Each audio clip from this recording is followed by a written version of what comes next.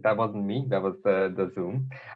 So yes, Rachel joined us as part of the International Autism Awareness Week last year, where we had one of our ex-colleagues, Josh Lawson, who was our PBS and autism lead, and Rachel was her lecturer from university. So we had quite a few eminent speakers with us last year as part of the Autism Awareness Week, and we got introduced to Rachel. So Rachel very kindly this year agreed to join us and do a talk on the experiences of somebody with autism who happens to be, women as well. So we're celebrating today International Women's Day, and as a charity, Center 404, working with people with learning disabilities and autism, we work with quite a sort of a unique group.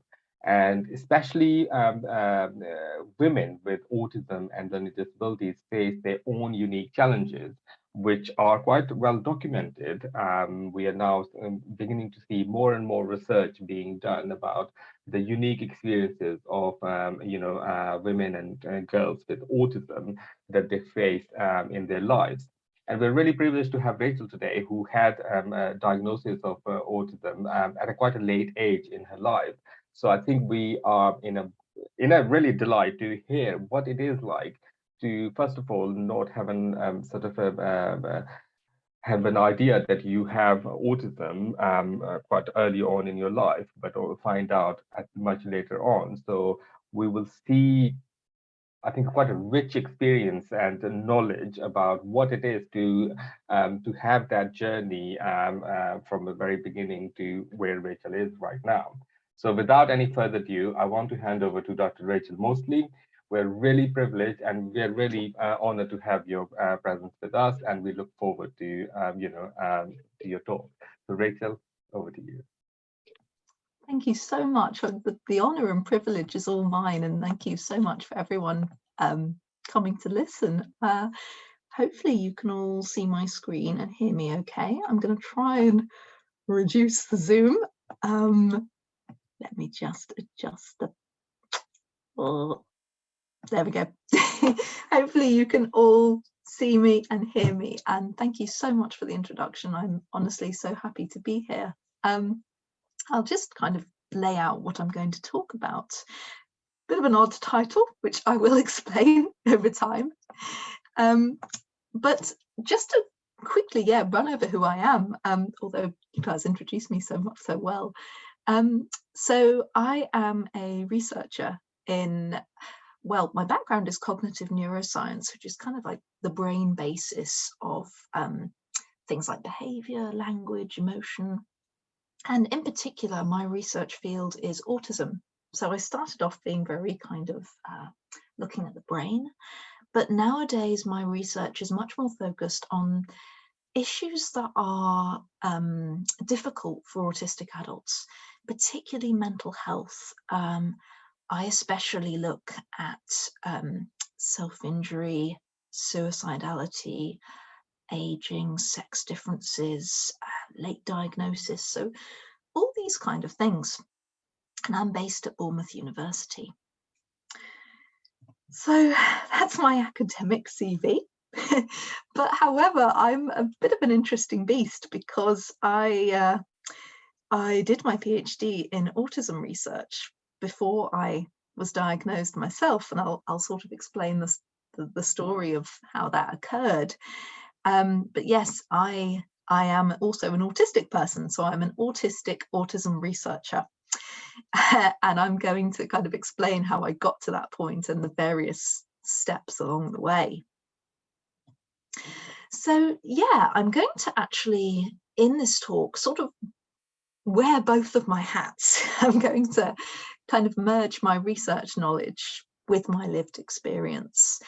And along the way, I will explain the title, because there are three analogies which I've found really useful, both in sort of making sense of my own experience, but also providing a kind of framework for thinking about autism in girls, women, and people assigned female at birth.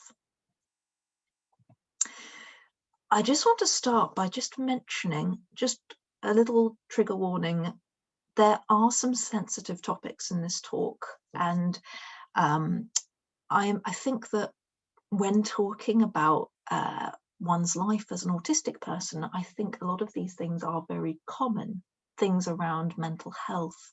So I will talk about depression, anxiety, feeling suicidal, eating disorders, self-injury.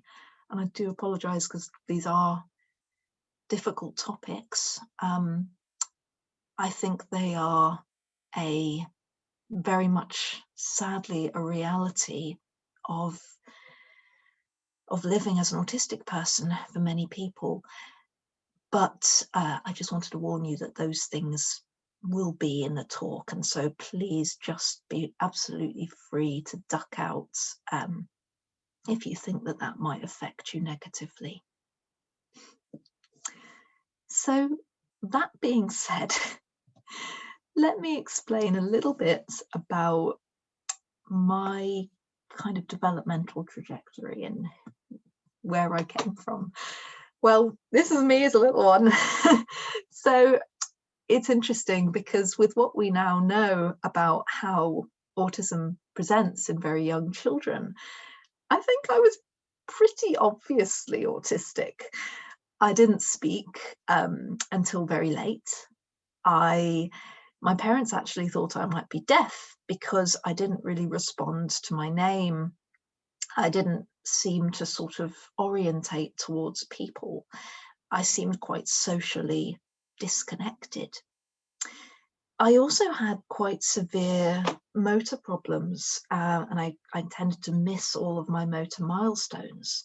And this is also very common in autistic children. It's something that is non-specific as a sign, because you also see motor problems in dyspraxia, in ADHD, for instance, but they are a sign of something's developing in a slightly different way.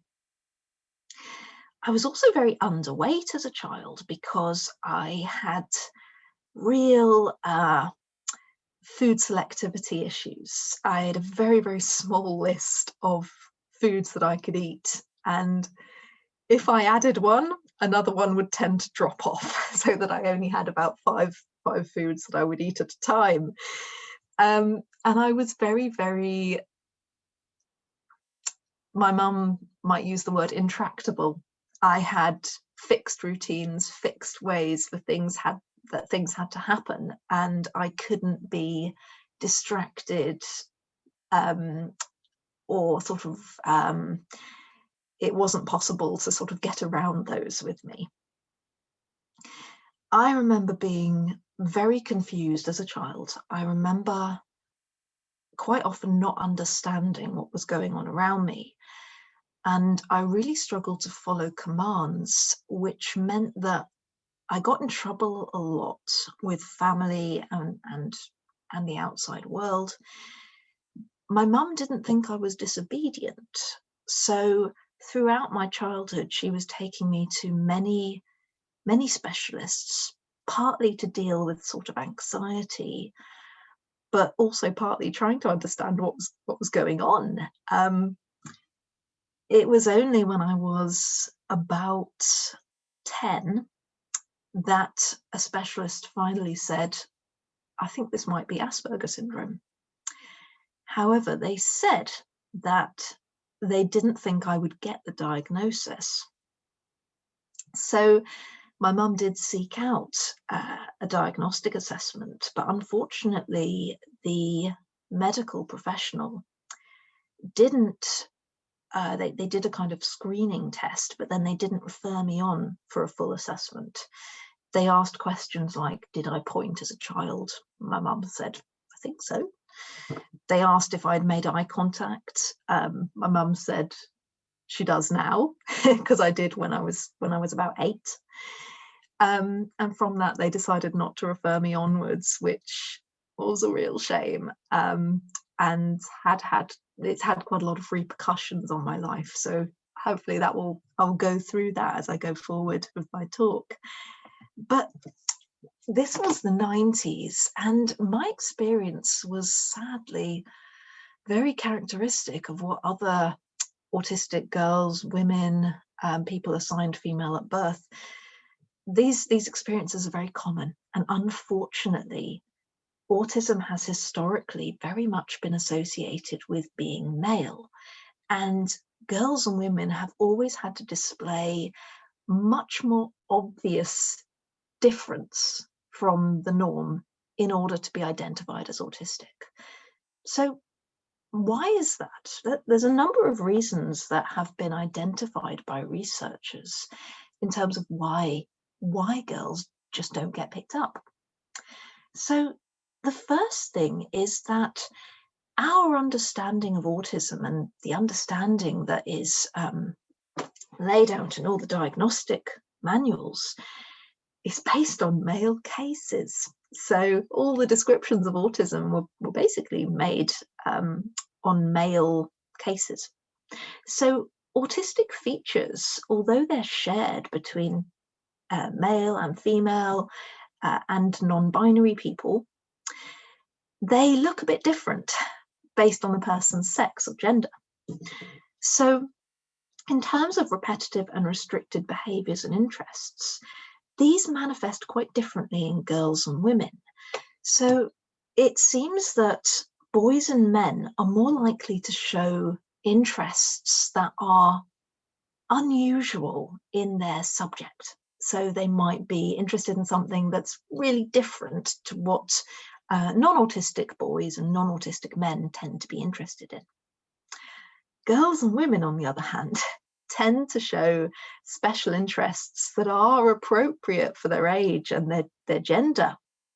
But what's unusual is the intensity of that interest rather than the subject of it. And these interests also tend to be they might be around people, they might be around celebrities or TV shows or so forth, or animals or activism, sorry. So relational topics related to other people. Nevertheless, an autistic girl or woman might engage in those topics in quite a non-social, circumscribed nature. To give you an example from my own experience, it's very normal, I would say, normal. Yeah. It's very normal for teenage girls to be interested in singers, celebrities. So I really liked a particular boy band, and that on the surface is not different. It's not strange. But whereas other girls might have wanted to talk about this with friends, they might want to go to concerts, and that interest would kind of need to be fed through social engagement with others. My interest was very non-social, very circumscribed. I collected information about the boy band. I didn't care about going to see them. I didn't care about talking about it with other people. So that although that topic of interest was very typical for a teenage girl, the way that I engaged with that interest was very different.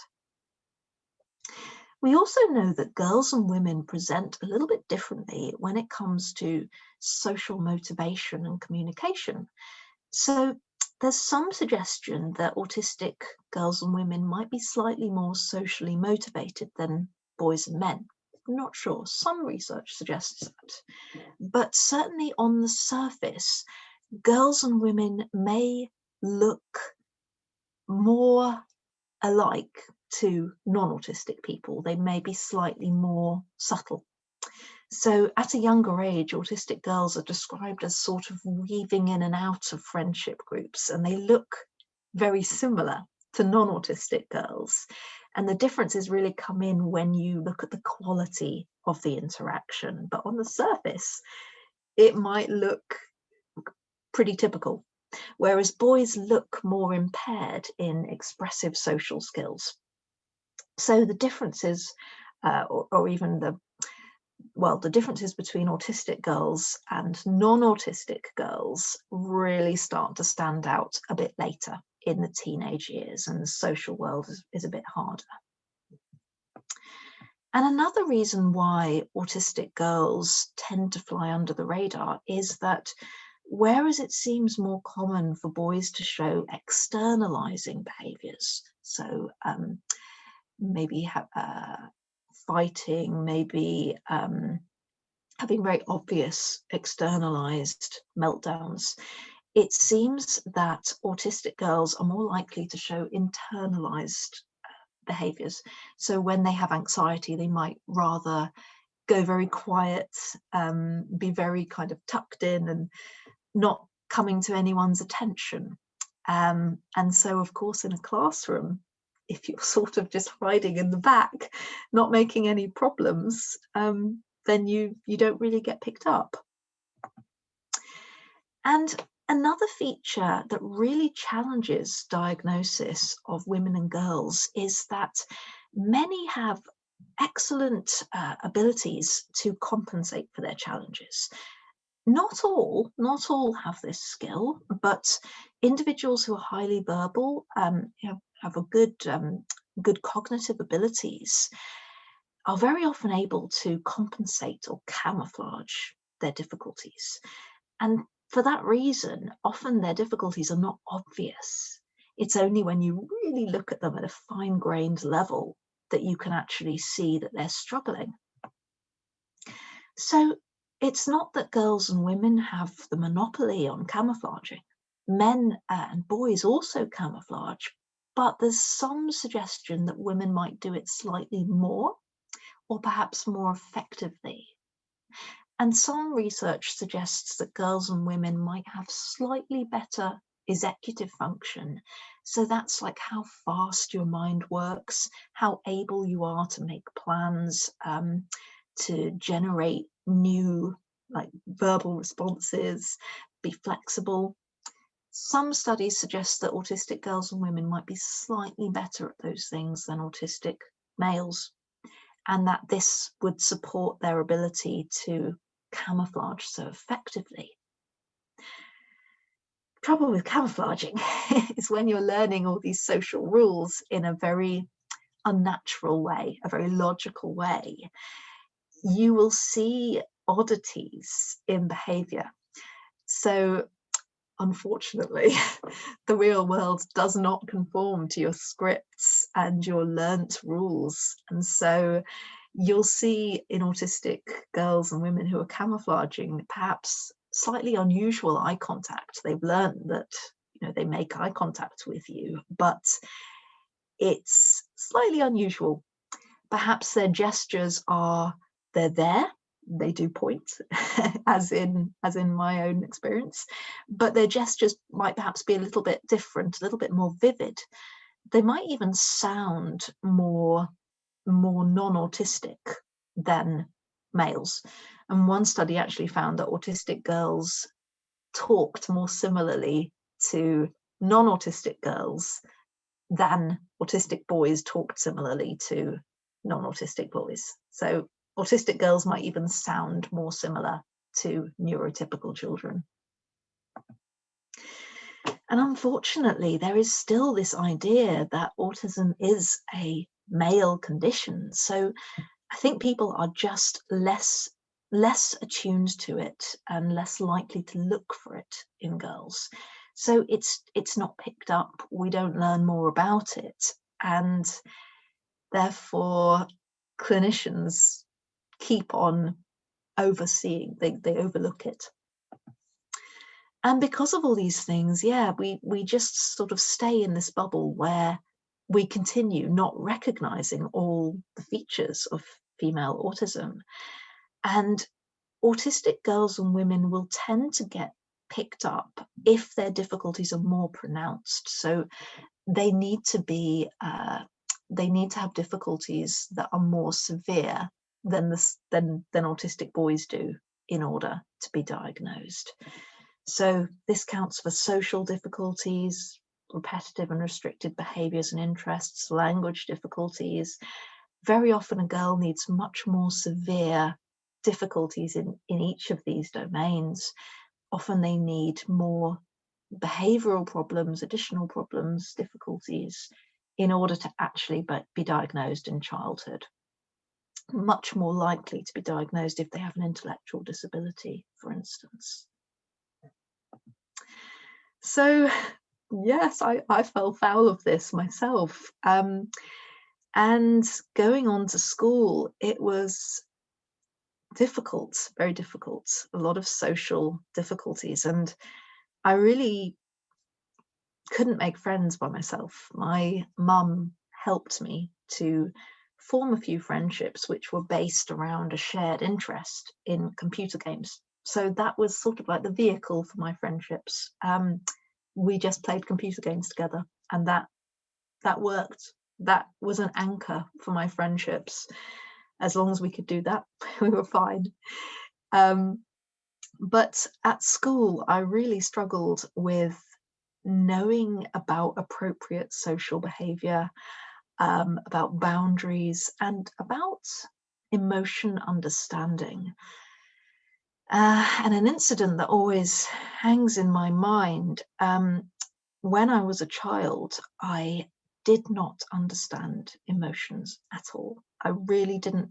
I had no idea what, I think this kind of ties into my general confusion. I really didn't have an idea about what I felt, but I also did not understand emotions in other people. So my experience, because I didn't understand emotions, I used to find it quite funny when other children would cry, just because if you look purely at, you know, the facial expressions and people's faces go red, it looks very strange. So I would find that amusing, and I would have no connection whatsoever with, I had no concept of what had happened to them or how they felt. All I could see was, oh, they're making such a weird face. And I remember this happening at school, and my teacher being sort of horrified, and you know, this is wrong. And I knew something was wrong with me, because obviously this kind of things were happening. My mum was taking me to lots of specialists, but because I didn't have a label, I came up with my own hypothesis, which was that I was a psychopath.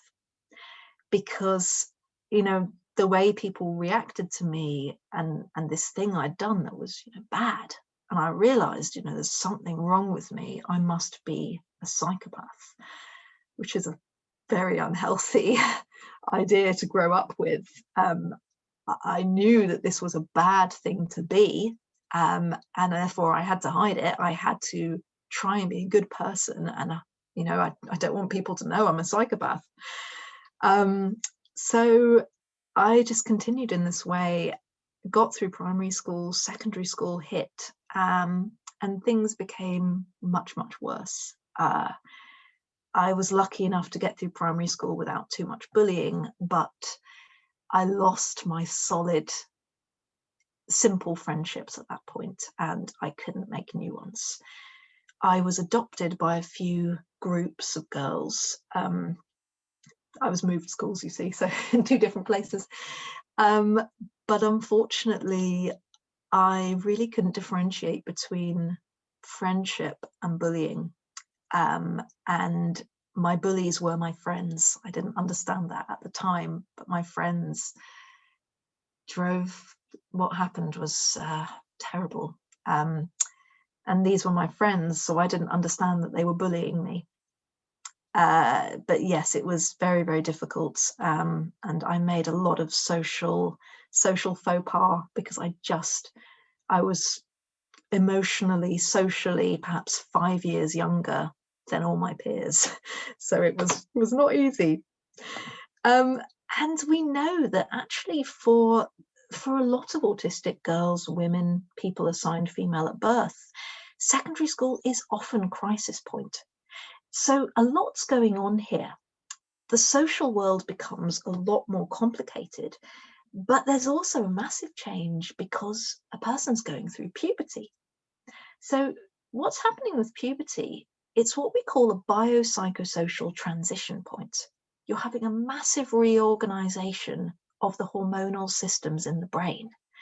And this is a time of life where we're often more vulnerable to physical and mental illness and to stress.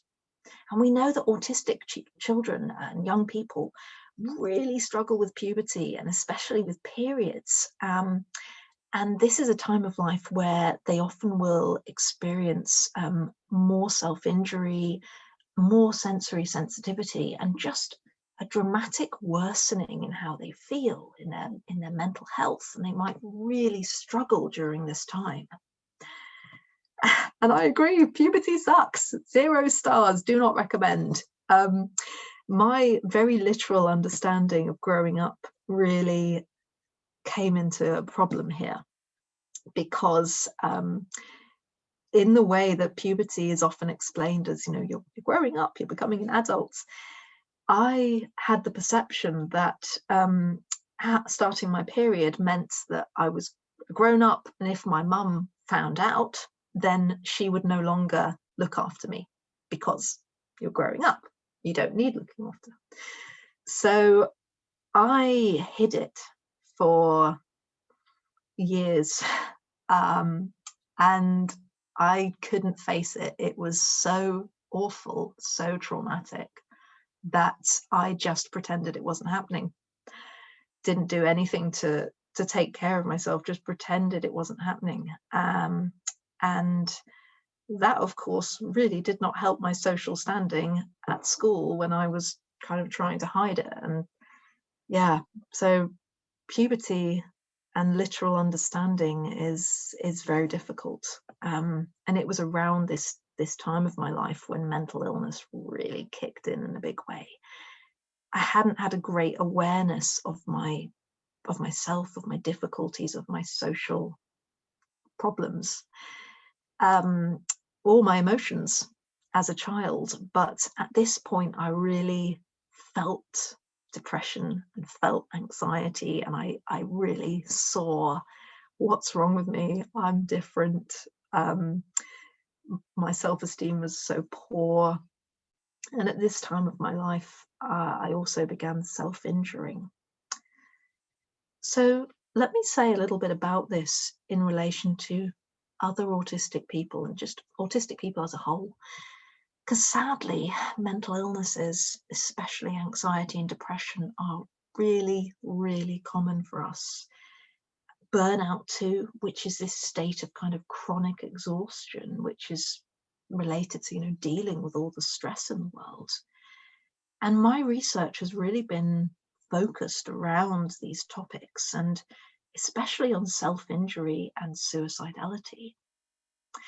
There's a really important distinction to make here, because self-injury or self-harm is something that it's a behavior which is non-suicidal. So sometimes a person will hurt themselves in feeling suicidal, in attempting suicide. But very often autistic people will self-injure when they're not suicidal. And that was how it was for me. There's a number of reasons why people self-injure that have come out from my own research. So very often it's about emotion regulation. It might be that you want to feel something. You might feel numb and you want to kind of break through that. It might be that you want to stop feeling something. So feeling overwhelmed, anxious, angry, devastated. It might be about sensation seeking, punishing yourself, communicating how bad you feel when you just, otherwise you don't have any words, you can't convey it. But very often it's not suicidal. It's something that you do to change what you're feeling and what you're experiencing right then. And sometimes people do it actually so that they can feel better and avoid doing something that's more dangerous. So some autistic people report that self-harming actually helps them to cope. They almost see it as a positive thing. We have to be a little bit careful, because there does seem to be a connection between self-injury and later suicidal behavior. So we can't be complacent about it. but I very much understand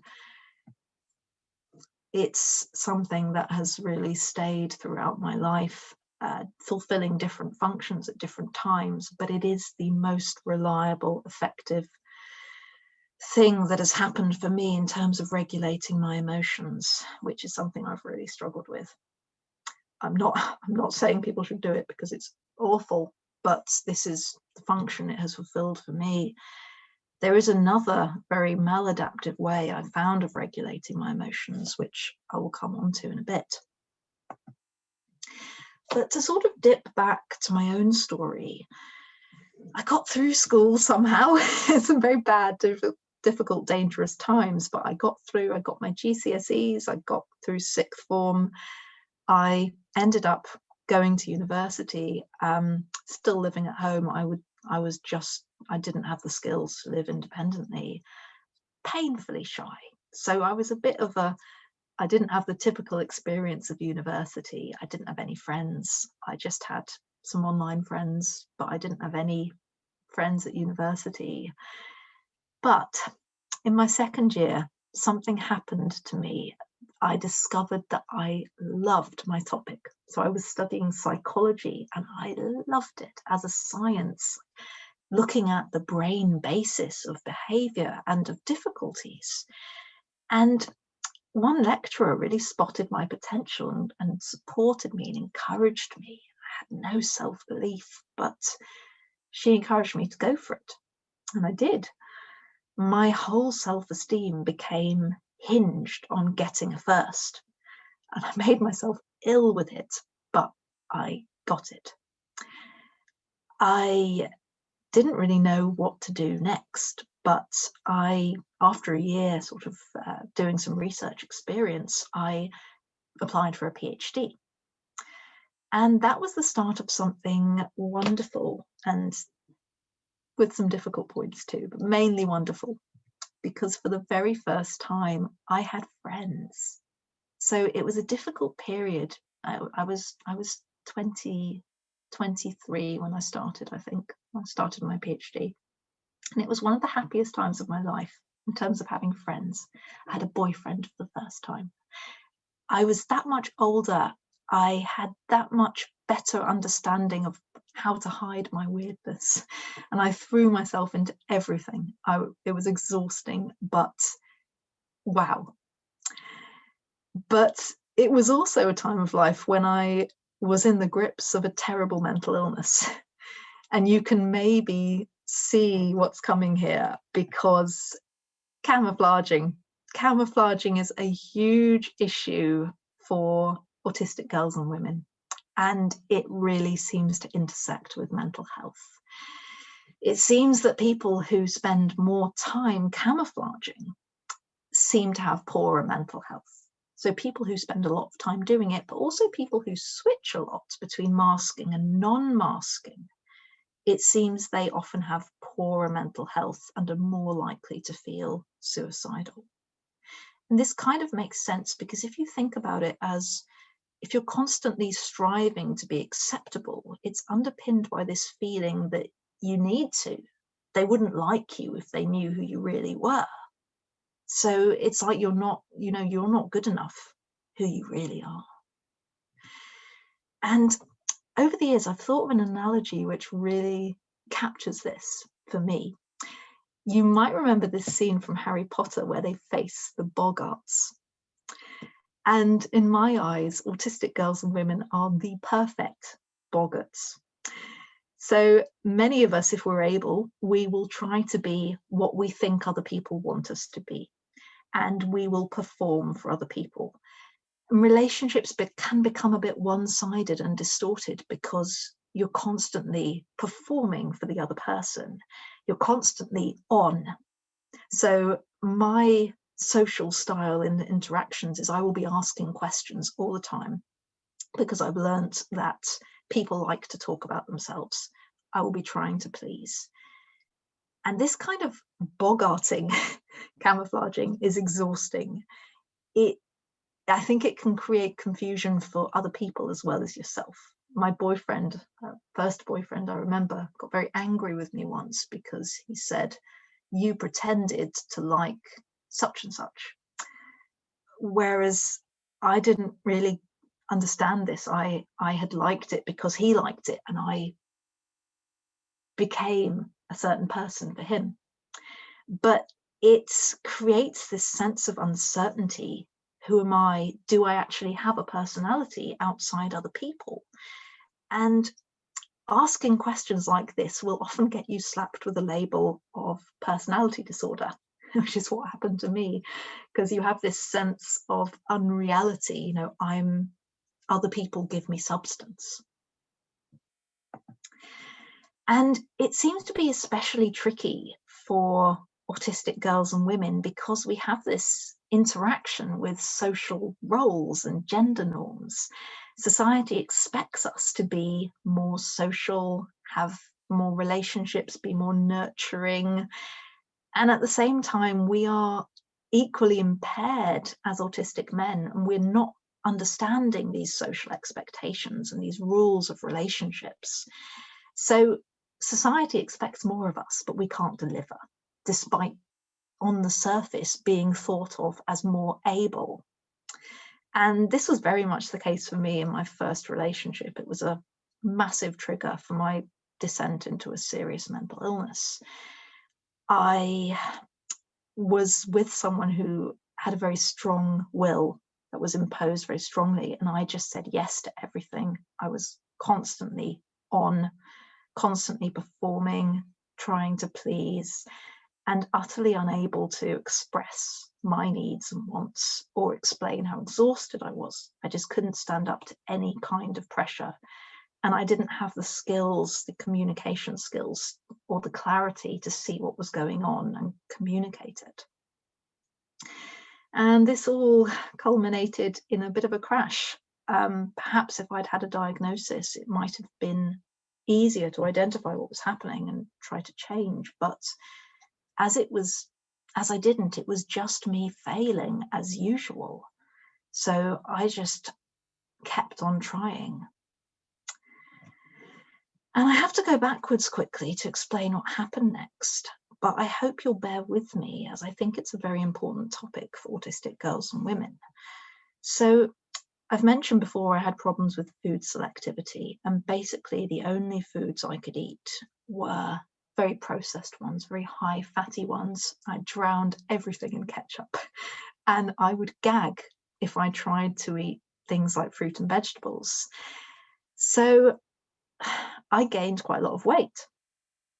And there was a lot of shame around that, both in terms of, me, but also to my mum, because she was a bad parent for giving me the things I would eat. But I got bullied fiercely about it. Of course, the bullying was also about the social difficulties that I had. But remember, I don't have a label at this point. I just have a collection of cruel words and things I'm bullied about. And I think the bullying was more related to my weirdness and social difficulties. But weight is a lot easier for a child's mind to grasp. It's easier as something for other people to pick on, and it's easier for me to understand. And at some point, therefore, my badness and weirdness becomes centered and cemented around my weight, which has a very clear consequence of, if I was thin, I would be good and people would like me. And sadly, this is a route into eating disorders for many autistic people. If you don't have a label, you're struggling to figure out what's wrong with you, what's happening with you. And so you can pick up on my body, my body's, maybe something's wrong with my body. And that through that kind of slide into an eating disorder. And there's many factors that seem to be important here. Having social difficulties identifying and regulating your emotions, struggling to kind of interpret bodily cues, having this food selectivity that you can't eat certain things, having very rigid thoughts, which might then become focused on food. And I had the throughout my adolescence, I had all the ingredients that would generate a pretty fierce eating disorder. I've got a low self-worth, focused on my weight. I'm bullied, which is often focused on my weight. I use food to regulate my emotions, and I'm convinced that eating is the problem. However, I don't have the means to lose weight because of my food selectivity. I can't really eat anything but fatty foods. So I just cycle, crash diet cycles, and it's intolerable because the only thing that I believe can make me better is losing weight, and I can't do that. So I just cycle. And it's not until I start my PhD when I actually become able to push through my gag reflex, and I can then eat fruit and veg. And that's it. That is all I need to the oven for my ingredients. I can diet successfully, and I'm really good at it because the autistic features come in here. I can eat the same thing every day. That's fine for me. I don't get bored. I have these strong convictions. I have this rigidity. I have this obsessive thinking. I don't have days off. I don't have what my friends have called a F it button. I don't have those moments that neurotypical people have where they just say, oh yeah, sod it, I'll break my diet today. I don't have that. Everything that autistic people do, we tend to do totally wholeheartedly. And that's me. And it's really tricky because my behaviors are being praised since I start from a higher weight.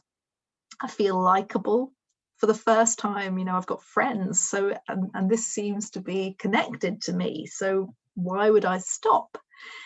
And eating disorders are very much often about regulating your emotions. So very often people who are autistic have what we call alexithymia. It's a difficulty like identifying your emotions and being able to label how you feel. So people with alexithymia might not notice that they're experiencing an emotion, or they might not be able to really differentiate between particular emotions. And you're less attuned to what's going on with you. And therefore, you have it makes it very difficult to regulate your emotions. And it seems that alexithymia has a really important role in a lot of the negative outcomes that are associated with being autistic. So my research found that alexithymia is really important for eating disorders and for self-injury in autistic people. And this definitely comes into play with me. I think alexithymia is a little bit like color blindness. It's not all or nothing.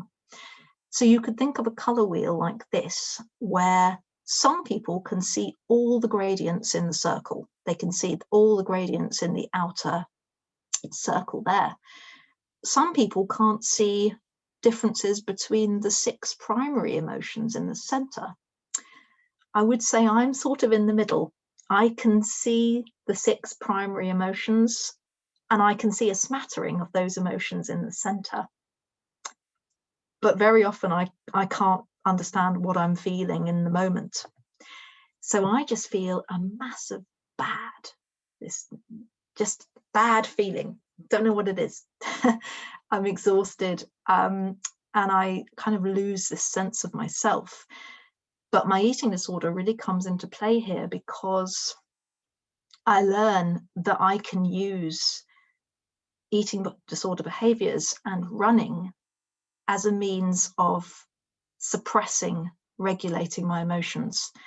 And I remember sitting outside my house crying one night at midnight because I'd had this semi-argument with my boyfriend where I was kind of trying to stand up for my needs. He was sort of overruling me. I was backing down and reassuring him that it didn't really matter.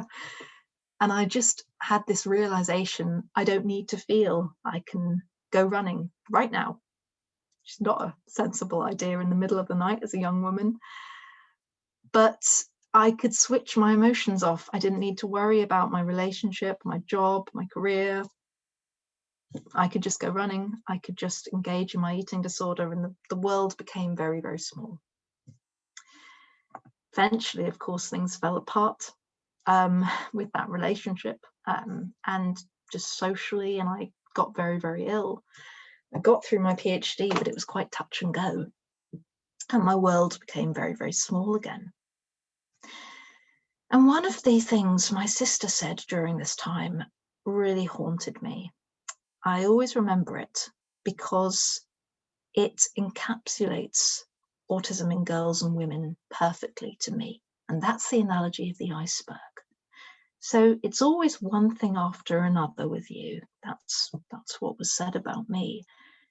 And it's true. You might see these different peaks above the water. I had depression, I'd self-harmed, I'd been suicidal, I'd had anxiety, now I had an eating disorder, all these things, it's always one thing after another. These are like the peaks of the iceberg above the water. But what we didn't know about was the autism. And that's the body of the iceberg. All the other things are because of the autism and how it is to live in the world as an autistic person. And it was only when I did my PhD on autism, when I finished and I started working as a researcher, I learned lots more about what autism looks like in girls and women. I learned that I'd been considered to be autistic as a child, but because of the limitations in the system, I hadn't gone through. And I finally sought and got a diagnosis, and it changed my life. And this is the other analogy I want to just mention, because this is a little analogy that's floating around on the internet, which sums up what it's like to be diagnosed as an adult. You can imagine that you've grown up thinking that you're one thing. In this example, you've grown up thinking that you're a sparrow. But as the words say here, you're not a good sparrow. You're a failure as a sparrow, because you can't do all the things that sparrows do, and you just try and try, but you can't do them. And it's only when someone says, "Oh, what? But you're actually a penguin. And therefore, you're not meant to be doing these sparrow things. You're a penguin. You're doing penguin things." And this is what it was like to get a diagnosis. I was no longer bad. I was no longer naughty, a psychopath. My mum was no longer a bad parent. It was absolutely life-changing. And it's not just me who feels this way. A number of people who are late diagnosed, I did a study talking to people who were late diagnosed, and they had heartbreaking stories of self-criticism and self-blame, blaming themselves for being abused, blaming themselves for all kinds, and just thinking that they were rubbish. But being diagnosed helped them find some compassion for themselves. So, kind of summing up where I am now, I think we're all a work in progress. I am very, very lucky to be holding down a job. I'm working in autism research, which I love. I love hopefully making a positive contribution to the autistic community. It gives me a real sense of purpose. I live semi-independently with a lot of support from my mum and my little dog there. I need a lot of workarounds and a lot of support for my job, because a big part of it is very social. I do lecturing and dealing with students, departmental policies. So I often get very burnt out. I need a lot of support, but the research really fuels me. Relationships are my eternal struggle. A therapist once said, "To you, relationships are like a riddle in a puzzle in a maze." And I'm always trying to figure out the rules, but I'm in a relationship. Seems a good one, with another autistic person, which is, I think, helpful. My mental health is always going to be something I live with. My eating disorder is still, we coexist, basically, I would say. I've got control over it right now. Likewise, depression and anxiety are in my control, but I will probably always live with them, I should think. But doing talks like this, I'm so aware of the time, I'm going to stop in a second. It means so much to me. It's such an honor. my research and my professional background are the things that give me this platform, this wonderful experience. But I think that in many ways, being able to come at this from a lived experience angle, I hope will be valuable to people listening, because I've often thought of my younger self and I would have just given anything to know what was wrong with me.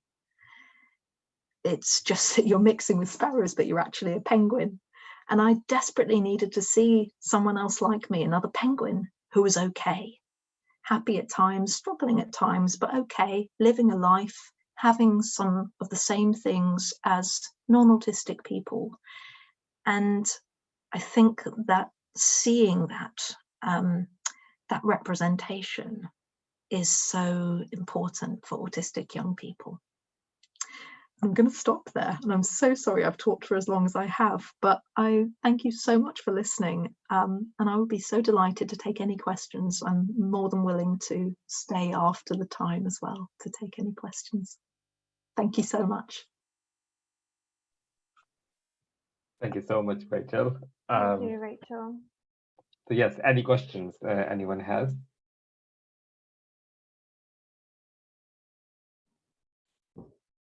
Eve? Hi, I just want to say thank you so much, Rachel. That was really informative and really interesting. And thank you for being so honest and open about your life. And I just have one question, and I hope it's okay to ask. As you study autism and you also have autism, do you find it difficult to not constantly analyze your own diagnosis? I don't doubt my diagnosis, if that's what you mean. Do you find yourself like analyzing as in, oh, that's me, oh, that's not me, that is me, oh, I have that? Do you find yourself adding things or taking things away, or always kind of like analyzing yourself basically because you study it as well? I think I do. I'm very aware of my limitations in emotion regulation. For instance, I study this quite a lot in how it relates to mental health in autistic people. And there was a time last year where something happened. Oh, well, there's been a few times where I just haven't been able to regulate my emotions at all. And I'm very aware of it logically. It doesn't mean that I can do it, but I'm very aware of it. Okay. Thank you. So it does, I think it is helpful, both in the way that I can relate to people who participate in my studies, but also it does hopefully give me a bit of an inside view, is my hope. Okay, thank you so much thank you for everything and for answering my question. Thank you. I'll let Pippa go now. Thank you, Rachel. Thank you. Hi, Rachel, I just want to say thank you. It's really reassuring. I've got an 8-year-old daughter who we are in the process of trying to get her a diagnosis. Some of the things you've said are really reassuring. One of the things we did is when she was really struggling with a lot of things, of eating, not being able to sleep, anxieties, I showed her a couple of books like Tony Attwood's Aspie Girl and Alice Rose, I think it's Asperger's in 8 to 11-year-olds, and she's found that so reassuring, a bit like that, oh, there's a reason. And she finds it quite hard to talk about emotions, but she can write it down. She finds things easier to write, but it's just reassuring. I sometimes get this thing, as she was speaking to me about, even last night, about, oh, if I'm an Aspie girl and this is the reason why I do this and this and this. I can get a bit from the school, a bit shocked that I've spoken about this with her when she hasn't got a diagnosis from a doctor. But yeah, I can also speak to my husband about, like, well, in some ways, does it matter if we get this from a doctor? Of like, because actually we know this. We have a son who was diagnosed with a much more kind of typical presentation of autism. But having done a lot of reading and just living with her, we know this, and it seems to be a big relief to her, but it's quite frowned upon that we talk about it by possibly anyone outside our family, whether it's professionals or things like that. So it's been actually just quite inspirational to see you, and that you have your struggles, but sounds like you're, you know, achieving really amazing things, which have certainly helped me today. But also that reassurance that, oh, have I done the right thing as a parent here? Which is quite frowned upon. You know, we've just been told there's a 2-year waiting list for a diagnosis, even though she's been through the triage and because she's not actively suicidal. But all the things you've spoken about the eating, there's lots of anxieties about eating or regulating emotions, that actually it's probably helpful speaking to her about there might be a reason for this. So I just want to say thank you. The other thing is I'm going to see a woman right now. I'm a palliative care social worker who has said to me, I think I've got undiagnosed autism, and her partner's just died. But that thing about feeling like you're a sparrow, that you should be a sparrow, but I'm just a really shitty sparrow is a lot of what she speaks about. So it will really help me in that visit this afternoon to think about what she's going through. So thank you very, very much. Thank you so much. I want to just very quickly speak to your experience with your daughter. I think this is so hard, and I'm so sorry that people who aren't, you know, in your situation nevertheless pass judgment. We know how people can be, but I think you're doing her a service, because people quite often say to me, you know, I don't know if I want to go get a diagnosis because I don't want to be labelled.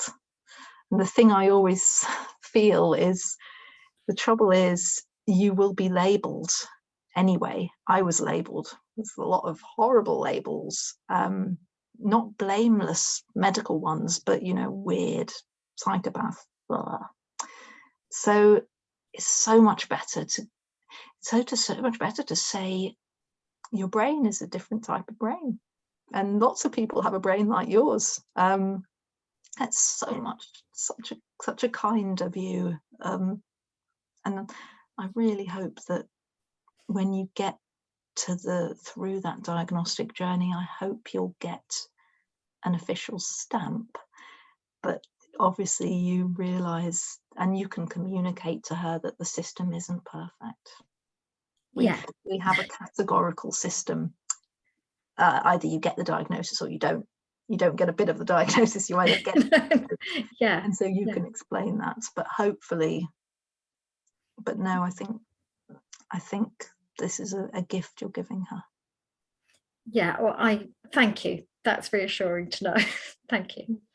My pleasure. I really love this book, by the way, Supporting Spectacular Girls, just in case it's of any interest to you. Who's it by? I'm going to take a photo. It's by Helen Clark. Just when I need it, I haven't got a pen to hand. No, not at all. I should say I'm not meaning to do product placement. I'm not involved in this. I mean, I gave a quote in it, but I'm not. But no, it's just a book that I've found. That's the one, Supporting Spectacular Girls. I believe Helen might be an autistic woman, but I found it. It's just a really nice book. Thank you.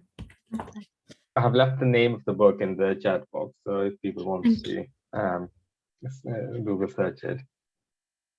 Okay, anyone else? I'm just wondering if people are happy to do the screenshot now, and then we can do any final questions. So if anyone's still there with their camera off and they want to take part, you can put your camera on now. If anyone doesn't want to be in the picture, you can turn your camera off.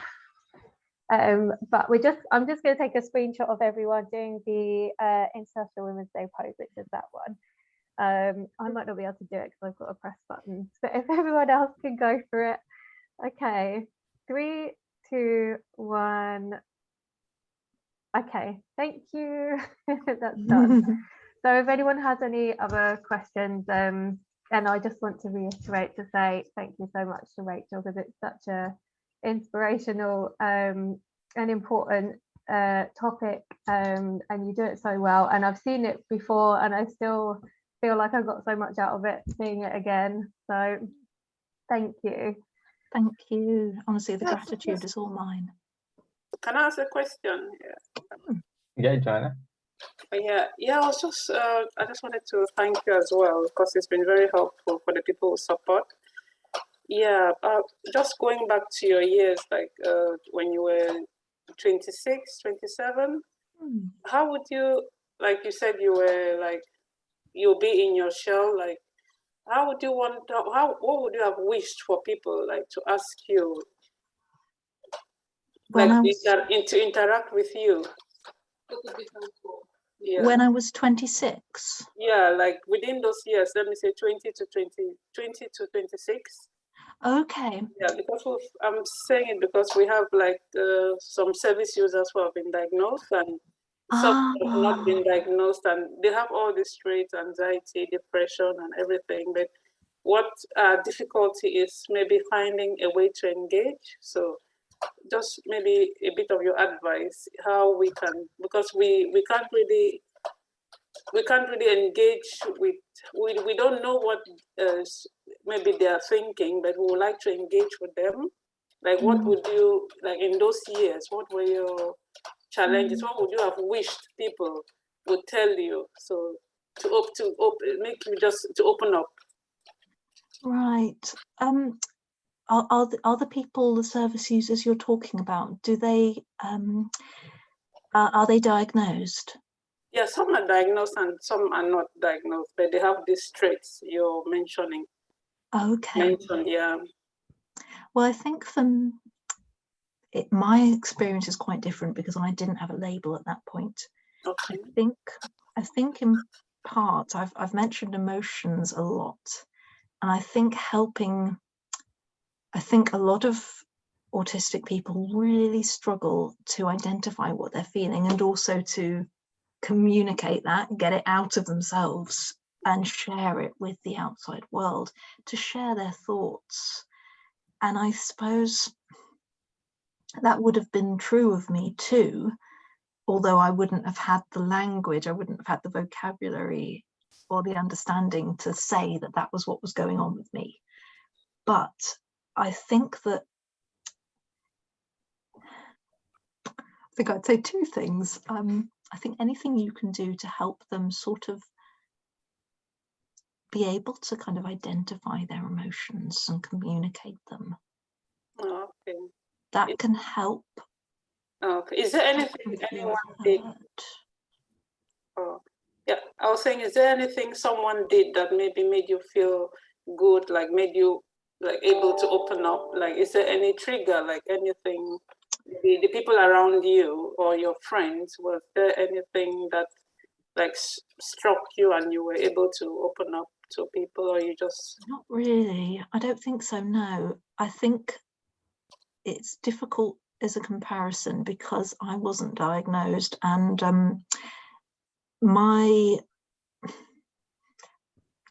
because no one knew I was just strange, just not really succeeding in anything. So no one knew what was wrong with me, and including myself. I think having a vocabulary for things, being able to recognize and name what's going on is really helpful, because I think what would have been helpful for me would have been able to label what's going on with me, and that then allows you to connect with other people who have the same type of brain as you, who have the same or similar kind of difficulties. Because one thing that I was always doing was I was always searching for people who were accepting of me and who were similar to me. Okay. And so I think that helping the person understand themselves, understand what's going on inside them with their emotions, and helping them to see and find other people who have similar experiences and similar feelings, I would say those are both quite important things. Yeah, that's helpful. Thank you so much. Thank you. Okay, I think if there are any few last minute questions, etc. Rachel did. I was just going to say we've got some comments in the chat. I don't know if Rachel had seen them, but just, I have. yeah, you've seen them. Okay, good. I won't read them out then. Fantastic.